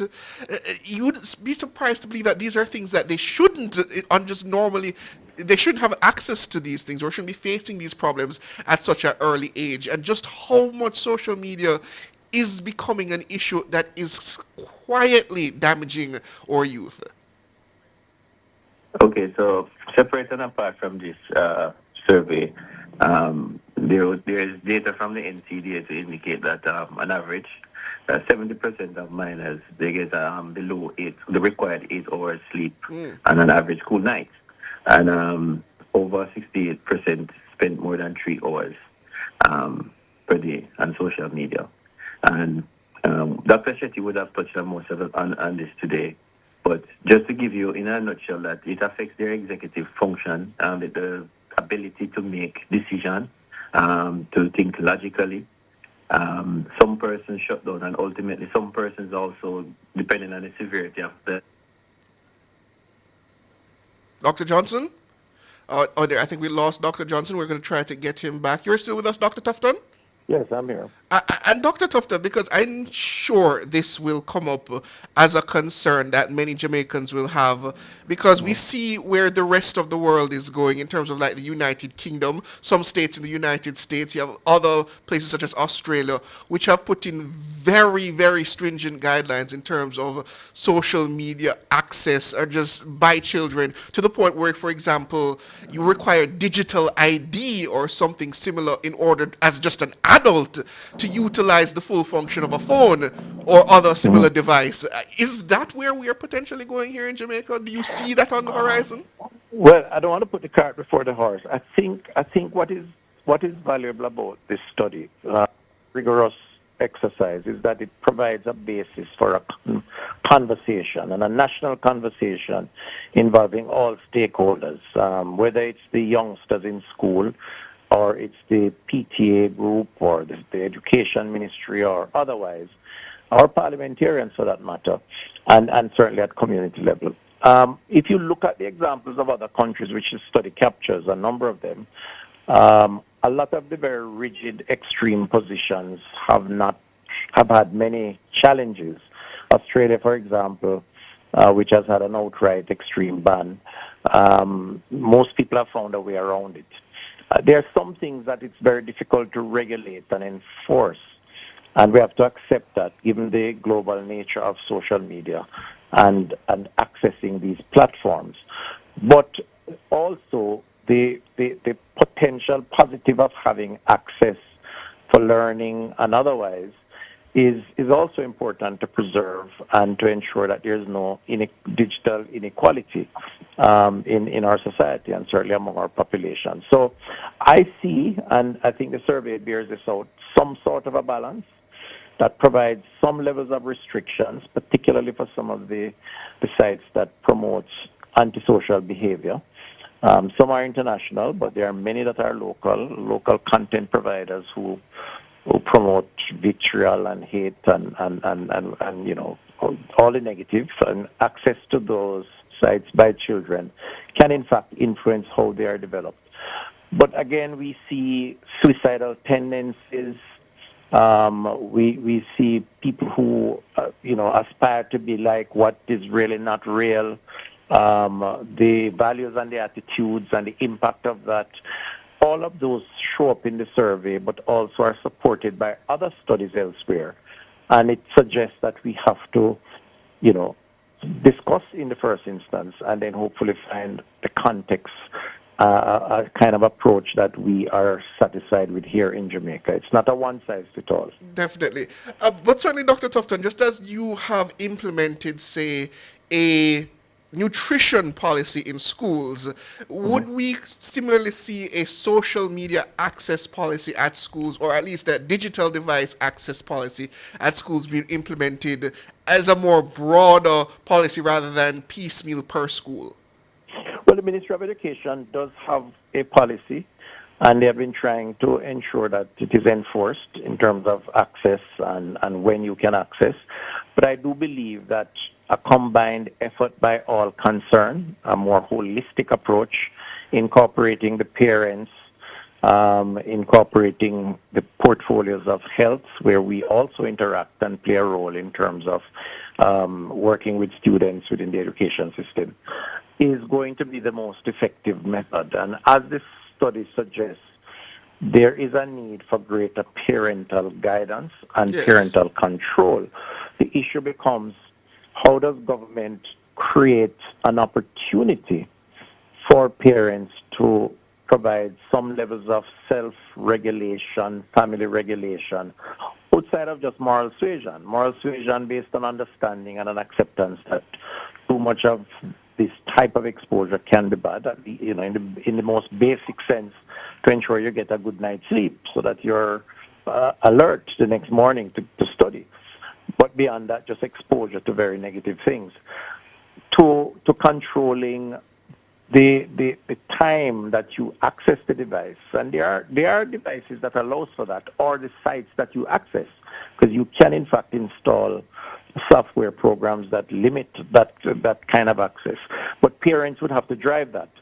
So I think and parents would have to understand that. And I suppose in most of the cases, the children have a better understanding of it than the parents do. That's the point. That's the point. So I really think it's a good conversation to have. And like we said in May when I spoke, we have to take health in a holistic way and bring it back to community and to families. And it is a fact that there are social determinants that, if not addressed, whether it's in the nutrition or it's in how we interact with each other or with technology, it's going to have an impact on how many of us end up in the accident and emergency, who suffers from mental health or premature mortality or early onset of illness. And the evidence is very clear. So we have to get to the primary level, and that's what primary healthcare reform is all about. And I think it's important for the country to appreciate that these are not abstracts. These have meaningful impact on quality of life, longevity of life. And that's why, as health, we have taken on this charge and are hoping to engage as many people as possible. Exactly. I mean, you can't put your child in front of a tablet all day and say, here, play Roblox, and be surprised that they're not paying attention in school. But that's not only it, they eat the snacks. They don't play, so they don't engage in physical activity. They eat the salty, sugary, sodas and snacks. They become obese. We're seeing a higher incidence of obesity in our school system because people are glued to their phone because they're spending 4, 5, 6 hours on the screen.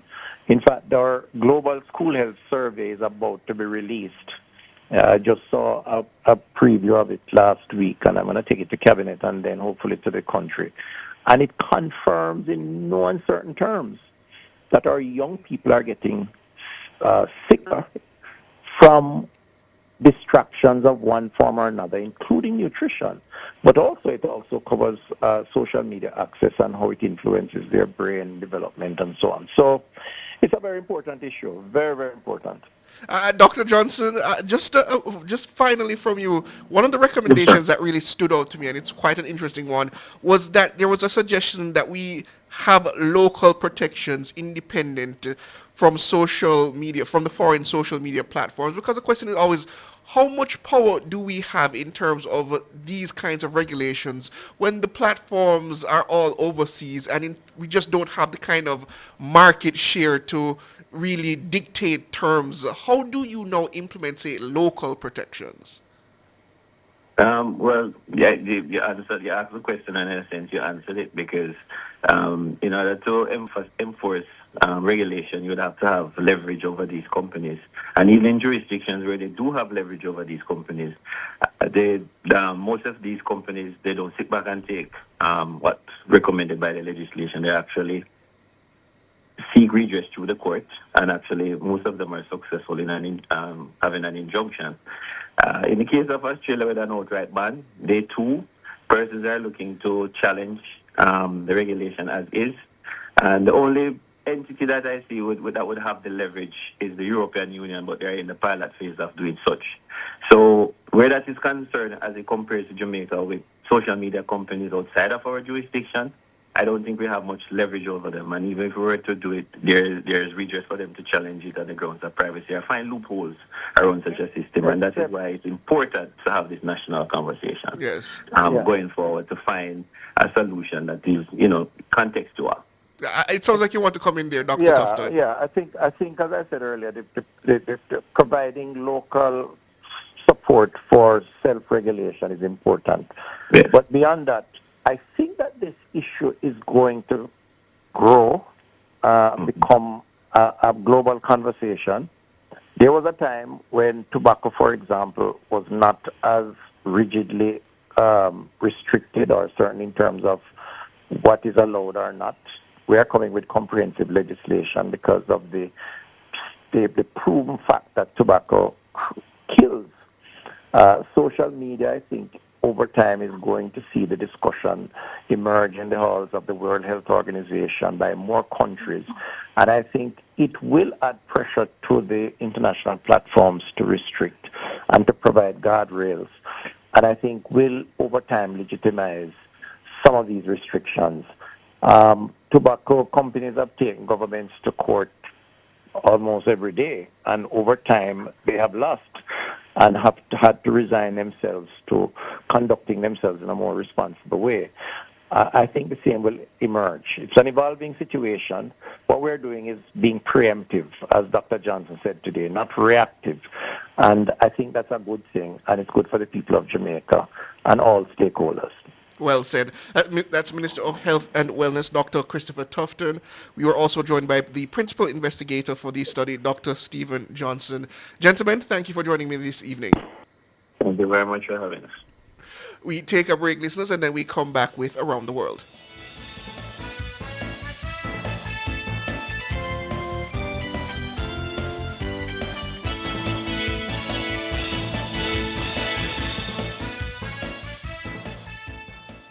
The Nation's Business was brought to you by the Jamaica International Financial Services Authority, promoting transparency, trust, and sustainable investment growth. The Jamaica International Financial Services Authority promotes Jamaica as a jurisdiction for international financial services. Visit JIFSA at jifsa.gov.jm. The time by JIFSA is... It's 6:45. For all your electrical needs, visit ABC Electrical Sales. They stock a wide variety of electrical supplies, including plugs, switches, panel boards, and conduits, plus energy-saving fixtures. ABC Electrical Sales stocks brands like GE, Siemens, Philips, Cutler Hammer, and Allen Bradley. They also offer free island-wide delivery just to suit your needs. Visit them at Shop 8, Hagley Park Plaza, Kingston 10, or call 876-754-3714-5 or 876-754-3825-8. ABC Electrical Sales, for a better choice in the electrical business.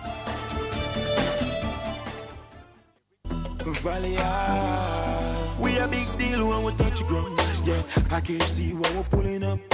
Anything for the taste what we love. Barbecue, spicy and original, flavorful, crispy, irresistible. 3-piece with the fries and a Pepsi. Go get your one big deal, stop stress me. All when we dip on the toilet, no left feet. Anything for the taste of a juicy, crunchy, irresistible KFC big deal. 3 pieces of delicious chicken, fries and Pepsi. KFC, it's finger licking good. Hey, turn up to 25. Turn up to 25.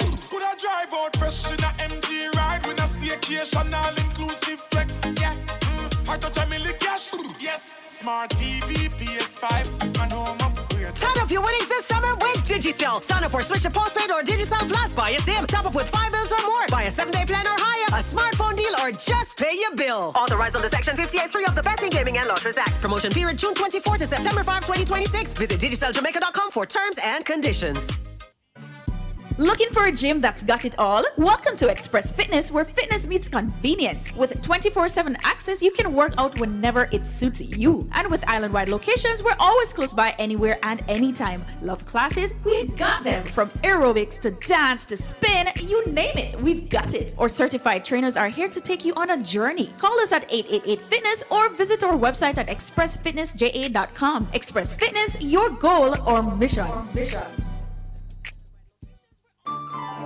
Getting ready for back to school is as easy as KB. Shop at Kingston Bookshop from July 13, 2026 to September 5, 2026 for your chance to win big in our back to school promotion. Spend just $5,000 before GCT, shop online or in store, and you could win $200,000 cash, an HP laptop, or a Samsung Galaxy Tab S10. Pick up in store or shop online today. It's back to school the easy way, only at KB. Discover something new. Discover the KB difference. Authorized under Section 58.3 of the Betting, Gaming and Lotteries Act. This station raised me. It gave me a voice. And if Nationwide has ever meant something to you, come on in. Join the Nationwide 90 FM Family Club today on Patreon. Every day, Jamaicans have something to say. In the group chats, on social media, in the streets, there's a place where it all comes together. The comment section. This is not a lecture. This is not a call-in show. This is the hottest topics of the day, filtered through real opinions, real WhatsApp messages, real voice notes, real reactions. You agree, disagree, sound off, text it, voice note it, debate it. Comments section, Monday to Friday from 7 to 7:30 p.m. only on Nationwide 90 FM, the new revolution in media.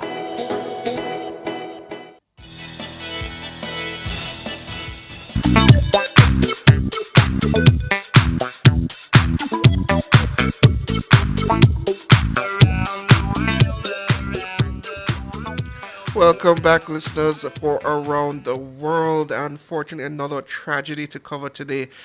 Many people were left trapped inside a Japanese shopping center after the massive earthquake on Kyushu Island Tuesday.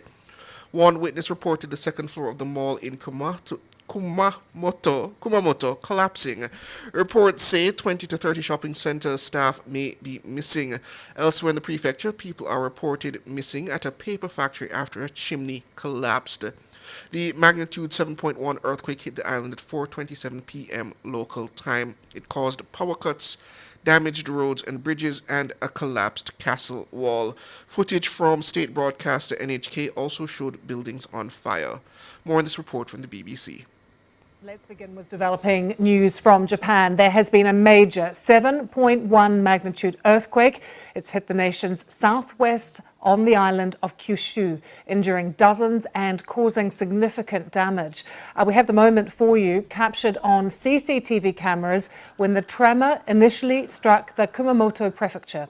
It also registered the highest possible level of 7, that is on Japan's own Shindo scale of shaking. The threat of a tsunami has eased, but we are beginning to get a sense of the scale of the damage. And let's show you these pictures. Multiple people trapped inside, we understand, a shopping mall that was damaged during the earthquake. According to witnesses, there was an explosion and smoke came out from the building. We're also getting reports from Japan as well that the mall's second floor has absolutely collapsed. And you can see that the scale of the damage there from these pictures, these aerial pictures that we've just got in. Several buildings have also collapsed. Fires have broken out across the area. The public broadcaster is saying at least 50 people have been taken to hospital. And the force of the earthquake has knocked this train carriage off its tracks. We know at least one company had to suspend its operation. And have a look at these pictures here. Quite remarkable, really. Other infrastructure has been impacted too, including part of the bridge. People still on the other side of the bridge, which really is remarkable, but some of that collapsed, as you can see the side of it, into the river. The Prime Minister has said that the government is still assessing the extent, though, of the damage right across the region. Officials also say 2 to 3 days from now, there is the possibility of another large quake, and many aftershocks are taking place because of the shallow epicenter of this quake. It was only around 10 kilometers deep. Our Asia correspondent Jake Kwan is monitoring events for us from the region. We can join her now. Jake, what is the latest that we're hearing from Japan? Well, I think many people in the Kumamoto city area and the island of Kyushu, this is in the southwest of Japan, this is one of the major islands, were reminded of the nightmare that they've experienced 10 years ago when an earthquake hit the island, killing more than 200 people then. And today, a similar scale earthquake hit around 4:27 p.m. when a lot of people were still in their schools or offices. shopping in a shopping center, and this is a major shopping center, the suburb of south of the Kumamoto city. And yes, we are getting the reports that there were injuries and possible deaths as the second floor of the shopping center had collapsed. And we have heard from the fire department saying that they have seen, they've heard the witness statement of explosion and fire, and they fear that many people inside are still trapped. Earlier, we saw videos of the fire department personnel as well as rescue workers walking into the center, trying to assess damage. And from the pictures, you know, it seems as though the front wall of the shopping center had collapsed. Now, this country, Japan, experiences earthquake quite regularly, but even for them, this is a major earthquake. It was so strong that even people in South Korea, where I am, have felt the tremor. And as you said, what the government is now doing is assessing the level of damage as well as injuries and possible deaths. They said the power line has been cut. There were reports of fires and collapsed buildings. The police have told the public broadcaster NHK earlier that they have had 4 separate reports of people trapped under the rubble. And they have suspended the train services, and they've also had to look into the nuclear power plant in the area because, of course, you know, there was that nightmare of the 2011 Tohoku earthquake. But thankfully, this time the nuclear power plant says everything is normal.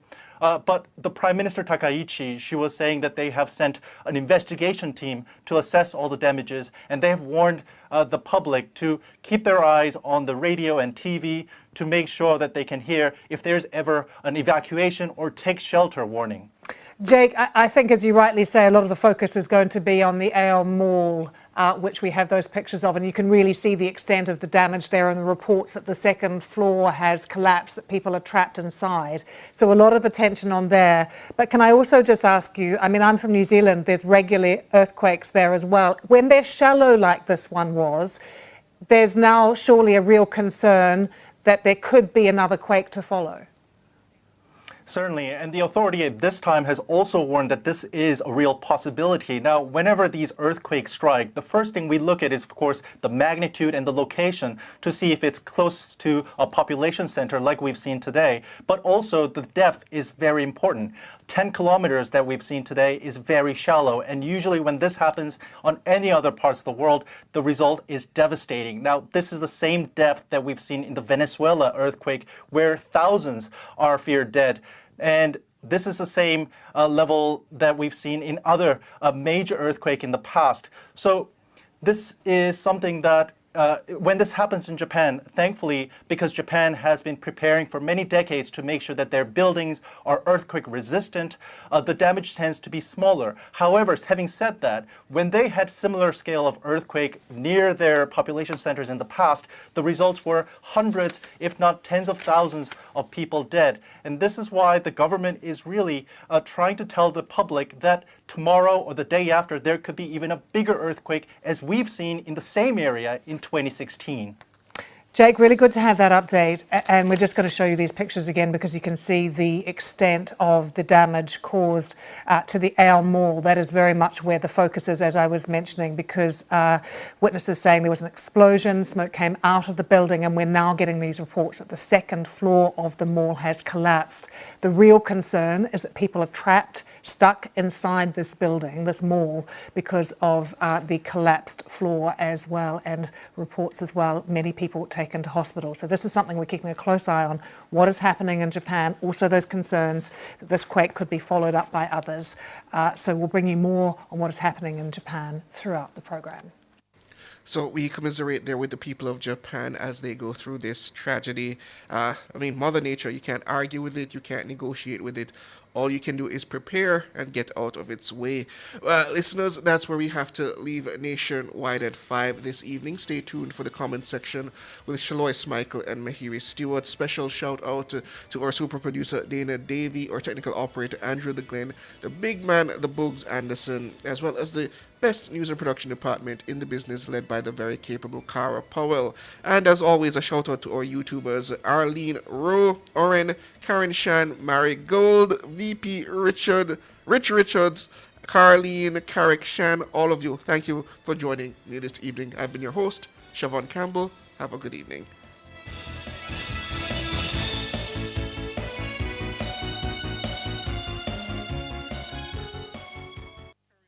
for trusted and professional diagnostic imaging services? Then join us on Cliff Hughes Online this Thursday, July 30th